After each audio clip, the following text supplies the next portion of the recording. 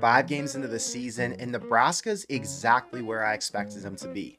4-1 headed into back-to-back-to-back games against undefeated and top 25 teams.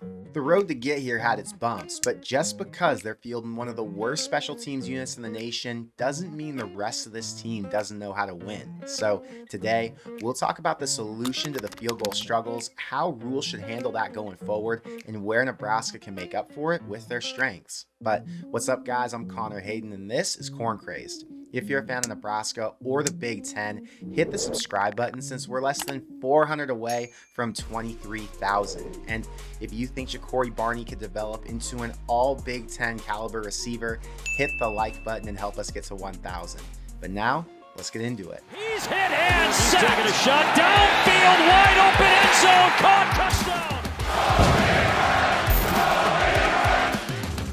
I just got done listening to Rhule's Monday presser, and we finally got the confirmation we were looking for. Micah Mazzccua was suspended last week, but he's still with the team, and the immediate follow-up was that he's a backup player on that line now. So rather than focus on that storyline, Rhule decided to credit Gottula for how well he's doing taking on a starting role.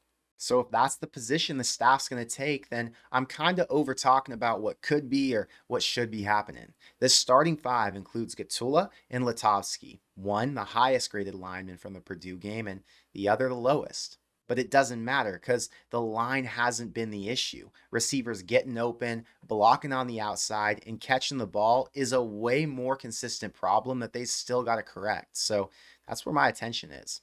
Two other names brought up were Sierra Wright and John Bullock. Wright stepped in these past 2 weeks for Tommy Hill, and he's been one of the best performers in the entire secondary. His PFF grade was a 79.9, which is 9 points higher than Deshaun Singleton, and he played the most snaps out of anybody, even though he banged up his knee early on.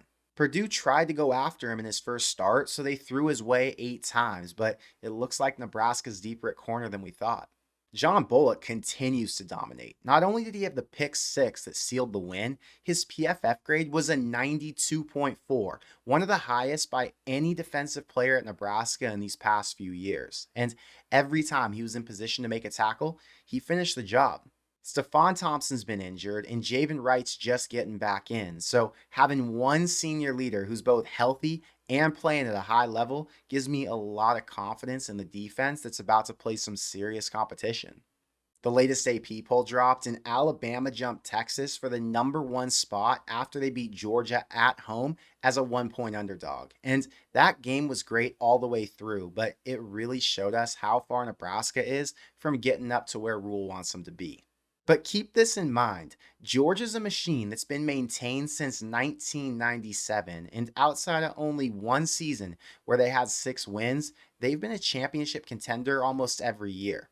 Bama's in that same boat after they hired an elite head coach who's taken over an already dominant program.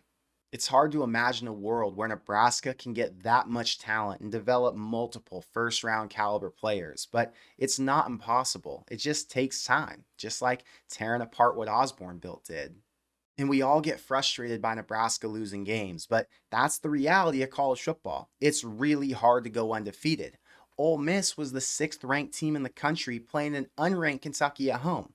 Down 3, with a chance to go to overtime, their kicker missed a 40-yarder, and it was over. Kiffin's team dropped 6 spots in the rankings. Utah, the Big 12 favorite, got an unranked Arizona at home, and they couldn't get into the end zone until the 4th quarter. But that wasn't enough, and now, just like Nebraska, they're sitting at 4-1. Illinois, Louisville, Kansas State, Notre Dame, Oklahoma, LSU, they're all 4-1. Their fan bases feel the exact same way about their losses as we do with Nebraska's. But that's the beauty of playing in the Big Ten. It means every single week there's another opportunity to bounce back into the rankings. One more thing I gotta add, even though these two teams aren't ranked. Colorado just dominated UCF as a 14-point underdog, and Travis Hunter solidified himself as a Heisman candidate. After the bye week, they're going to get Kansas State at home for a night game. So although we all like to root against them, CU winning is good for Nebraska because quality wins boost their resume. Jacob's a Corn Crazed Army member, and he just hit me up on Instagram to show me this $8 6-leg NFL lineup that paid him $200 last night on PrizePicks. They're sponsoring my channel all season long, and I'm making plays every weekend with hundreds of other Corn Craze subscribers. So if you haven't made an account yet, you can sign up with our promo code CORN and get $50 instantly when you play your first $5 lineup. And you don't even have to win to get that $50 in promo. You just choose which players will go for more or less than the app has listed. Scores, field goals, receptions, passing yards, they've got it all. And you can find players from every team in college, the NFL, or whatever other sport you're watching. PrizePicks is available in Nebraska, California, Texas, and over 30 other states. So if you see your state colored in, you can sign up and play there. I give out my lineups on the Friday night live stream and in our Corn Craze Discord group. So if you want to play with us this week, you can use our promo code CORN and join us over there. I talked about other teams dropping games this weekend as a reminder that it's really hard to expect perfection. When Matt Rhule first took over, Nebraska had a long list of issues. They didn't have a productive offense. Their defense lacked an identity. Special teams didn't have the players to make things work. Turnovers were expected, and the worst one was that Nebraska couldn't win close games. Year one, we saw Tony White come in to fix the D. Year two, Rhule made new hires on offense, he found his QB, and he added multiple weapons in to help this team score more points. Even more important than that, they fixed the turnover margin. Nebraska jumped from worst nationally to top 15 with +5 as opposed to the -17 we saw last season. That's the biggest jump any team's seen so far 5 weeks into this year. You could argue that last week against Illinois that they still didn't know how to win close games, but then against Purdue on the road, down 3 to start the half, they battled through bad calls by the refs, terrible field goal attempts, and whatever self-doubt they could have had to finish off with an 18-point win. This is Nebraska's best start since 2016. They're 9th nationally in points allowed with only 12 per game, and their true freshman QB is completing 70% of his passes with a 9-2 TD to interception ratio. Imagine how many games they would have won last year if they had that strong of a passing game. My point here is that yes, there are flaws and obvious areas this team needs to improve on, but we're in Matt Rhule's second season of a massive rebuild project, and so far, he's already made huge moves and corrected what the last staff couldn't in 5 seasons. But now that I've led with the good, we got to talk about the bad, because as much as I'm a fan, I'm also a realist. I'm enjoying the process, and I love seeing the team get better, play with more intensity, and win more often. But it hurts my head to watch dumb decision making or poor execution. And when we're talking about what's going on with the field goal unit, I think we're seeing a bit of both.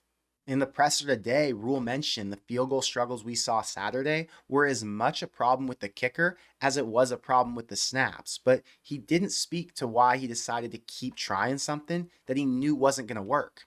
Here's where I can empathize with Rhule's decision to kick it, even though they probably weren't going to make it. There were 2 false starts on 3rd and 1 or 4th and 1 that pushed it back to an and 6 situation. He couldn't trust his O-line any more than he could trust his kicker at that point. So why give the offense another chance to convert when they just screwed it up 30 seconds before? Now, here's the flip side to that. After the first attempt got blocked and Rhule saw that the snaps were bad or the kicks were too low, he should have just abandoned the field goal game from that point on. Nebraska ended up getting their offense going in the second half, but what if they didn't? What if Rhule kept trying field goals and Purdue ended up with another block that put him in great field position or even put 7 points on the board? The whole idea of chasing 3 this offseason was to stop losing close games that they could have won. And my fear going forward is that Rhule's stubbornness to stick with what he believes in could end up costing Nebraska multiple games. He's not the coach that wants to take risks, and this isn't the team that can afford to. But I think there's an argument to be made that kicking field goals with the current group might actually be riskier than going for it on 4th and short or just bringing in Buschini to punt it. If Purdue could block 2 field goals, then what do you think happens against teams like Rutgers, Indiana, USC, Wisconsin, and Iowa? Those are all games Nebraska's going to have a chance to win if they don't give it away. But knowing how bad the special team struggle is, they can just play to beat that unit on a few plays and it would change the game. I don't think Rhule's in a dire situation yet, but I do think when you have the skill talent he does and the QB he can trust, it's time to cut back on field goals that he's admitted only have a 50% chance of going through, no matter how close or far they are. We're only 5 games in, but on third and fourth down, the offense converts 44% of the time. And given Dylan's track record, they're unlikely to give up a big play with a fumble or an interception. The field goal unit, both Alvano and Hull, are a combined 4 for 9, the same 44% the offense is converting at. The difference is you have the upside with 4 more points keeping the offense out there, and you'd run the risk of a block that can get returned for a score if you're going to kick it. I agree this would be a desperate approach, but I think it's fair to categorize the field goal issues as a disaster at this point in the year.